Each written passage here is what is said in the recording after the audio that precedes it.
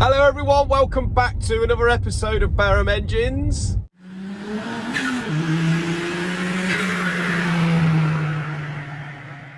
Hope you're having a fantastic Christmas break.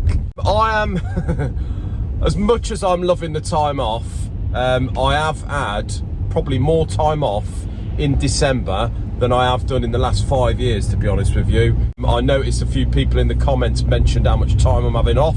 And if it's that miserable, why don't I get back to work? I would like to, but the only trouble is I do have a family. My wife has got quite a big family, and if I don't spend time with them, then I'm going to be in the doghouse. Not only that, but obviously there's only going to be me at work, and it's not a very safe environment on your own in there. So yeah, just going to have the time off, and we're back on the 3rd. If you notice, I've got me Barham Engines jumper on, and I am just heading off down to the workshop to do a little video for you guys for this lovely sunny Wednesday. It's absolutely torrential rain here, and it's nice and windy today, which is lovely. So not a lot we can do outside. She's kindly let me disappear for an hour, do a bit of a video. I have got something down there, although I do apologise, I'm not going to be able to do much machining this week and show you any machining processes. But I have got something interesting in the workshop that has been delivered to us on the Thursday, actually, the last day before we broke up.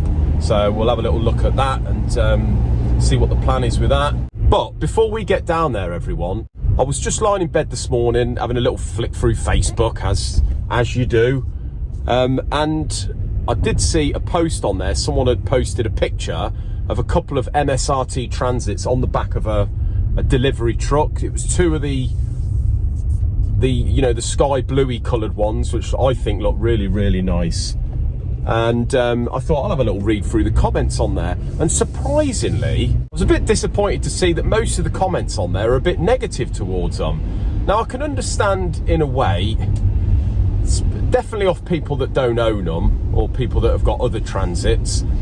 Obviously, of course, you get the British Gas comments and all this, but whatever the colour you choose is entirely up to you. I think all the colours are really nice, but the whole point of the MSRT Transit is, all right, they're a bit of a novelty, and people saying, oh, they're a novelty, they're a rip-off, this, that, the other, but they are in some respects. Like, I mean, everything's quite expensive now, but okay, it is just a transit van at the end of the day, and it does the same thing as a normal standard van, but you've got the body kit, which you don't need. But to me, I mean, I probably a bit modest because I've got one, but it's just all the little extras, like all the inside, the bits of trim that you don't get on the normal ones, the half leather and Alcantara seats, everything's just really nice. The steering wheel, it's really nice. I like, and whatever vehicle you've got these days, I think everything's really nice. It's a bit different to 20-30 years ago,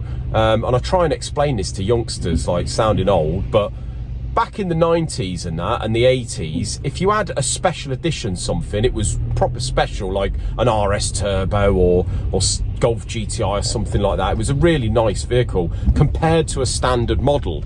But these days, even the standard models of everything is quite nice. So I find that the GTIs and all this lot, they're all a little bit of a novelty these days. Okay, they've got extra power and all that, but it's a bit pointless. You can't drive around any faster than anyone else because it's, you know, most people use them as an everydayer, and they don't drive them any different to what they would a base model. So it's the same with the Transits, really.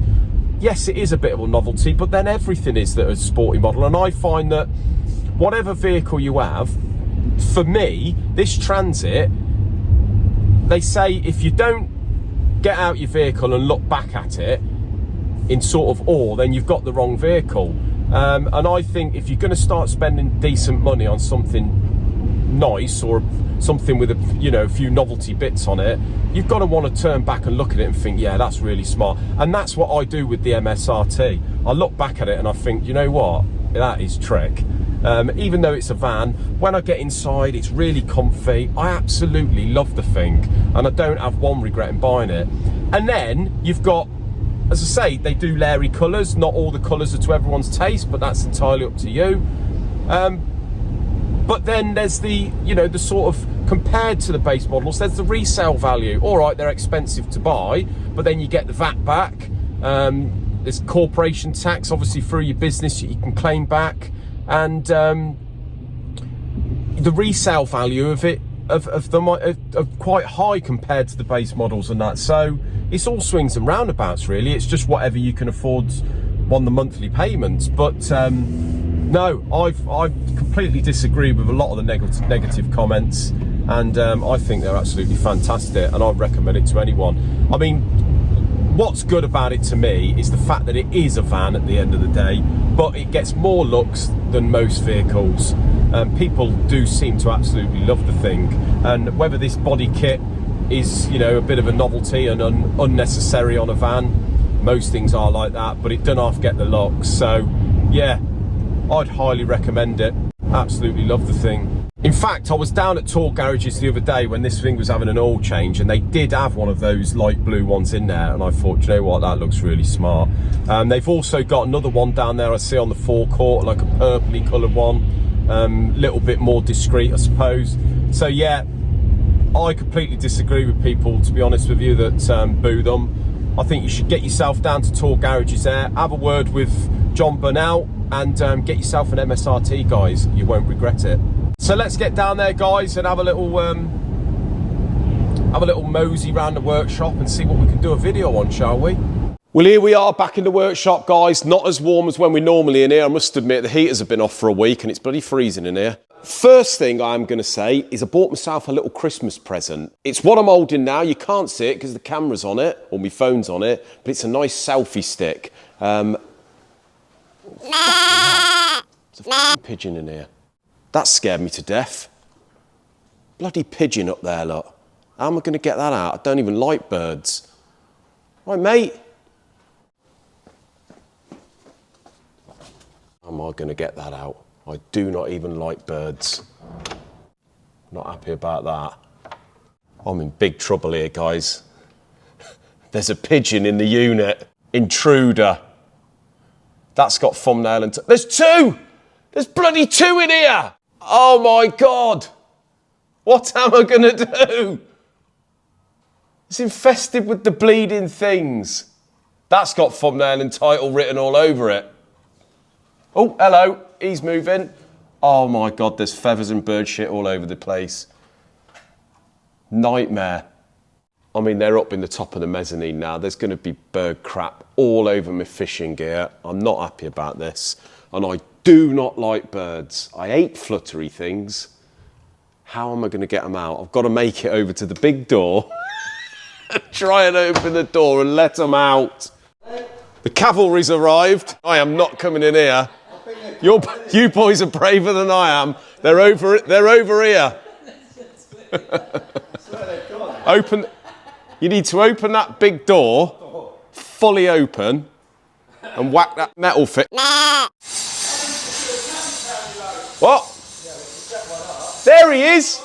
There's one of them. He's up there on top of the mezzanine. Well, I'm so sorry about that, everyone. They're out. My father-in-law's turned up, opened the big door, and they've come out of here from the top of the mezzanine like a bullet. I'm just glad I never opened the door because I would have had a heart attack. Anyway, I'm really sorry about that. As I was saying, I bought myself a present. I bought myself a selfie stick.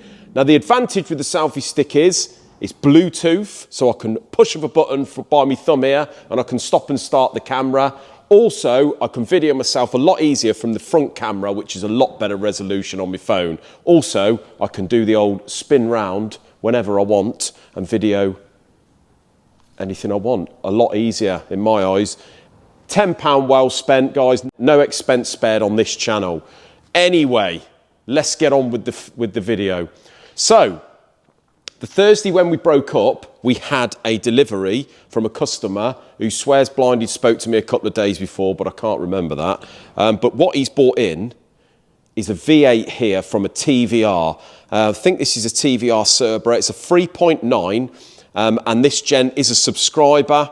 Really nice to meet him. Come from Weymouth, I think he said. So the story is with this engine, there was no running issues whatsoever, but he just wants it all gone through. He wants it all looking like new. And having spoke to him, what I'm going to do is price up a big bore kit for this. So we're going to maybe put top hat liners in there, big pistons, make it into, I don't know, 4.2, something like that, or even bigger. See what's available. He said you can get new heads for this, so we're going to see what heads are available, and all the trick bits really, and just go through it, balance it, and all the rest of it. So yeah, really excited to do that. So the next step with this one is, as soon as we've got an engine stand available, we're going to strip it, see if there is any disasters. Shouldn't think there is, because there's been absolutely no running issues whatsoever with it. But we're just going to check it out and, yeah, see what's available. But really excited to get involved with that one. I love these aluminium V8s. They're such a nice engine to do, nice and simple. Absolutely brilliant. Well, guys, I don't think we've even showed you this one. As you can see, the cylinder head is all done, and you're probably thinking, gosh, this is a funny little cylinder head. Now, what this is a Lancia Fulvia H4 1600. If I'm wrong there, please correct me. But yeah, bit of a strange design, really. Flat 4 crank. It's not like the Subarus where you got a head either side and it's a flat 4. It's a flat 4, one head, slightly V'd. So it's a narrow V, a little bit similar sort of design to the Golf VR6 really, where you've got the narrow V. Very fancy looking rocker cover there. But what we've got to do with this one is check it out and do what's necessary basically. So John's got to have a look at the crank, do whatever's necessary with that. Obviously been through the head already, just got to reface it, had new guides, etc. Now the design of it is this holds the crankshaft, so this is aluminium. The engine does sit on a slant, I do believe. That's why it's sort of slanted down the bottom, because the sump goes on here, which would end up sort of level at the bottom. Pistons and rods over there. So yeah, this holds the crank here. So we've got to basically once we've sorted the crank out, put the crank in there, make sure it all turns okay. Got normal mains caps, and then this here bolts to a set of cast iron barrels in effect, and I'll show you those down here. So these are the barrels here, you can see, very slight narrow V there. I'm not sure what the angle is on those, but that is a very similar design to the Golf VR6 engine, but obviously you've got 4 cylinders opposed to 6. So yeah, very interesting motor. We have actually done one of these in the past. We did a complete engine for a guy, and it's in the vehicle running. Yeah, more than happy with it, but not very often you see one of these guys. So all we've got to do with that one, obviously because it's the narrow V, we've got to, I think we're going to bore it to plus 0.5 mil, but we can't set it up on the boring bar because it's the narrow V. We're going to hone it out, so we're going to rough it with the roughing stones first, then the finishing stones as we do the Golfs. But yeah, really interesting to see this, and looking forward to seeing the car when it's all done, actually. That's it, guys. I'm sorry that having the Intruders in the workshop took up most of the video. I'm going to go home now and have a lie down on the sofa and let my heart have a bit of a rest, because that was a fairly scary ordeal for me. But until Friday's video, please like, subscribe, hit that notification bell, and yeah, continue to have a lovely Christmas holiday, guys. We'll see you then. Enjoy.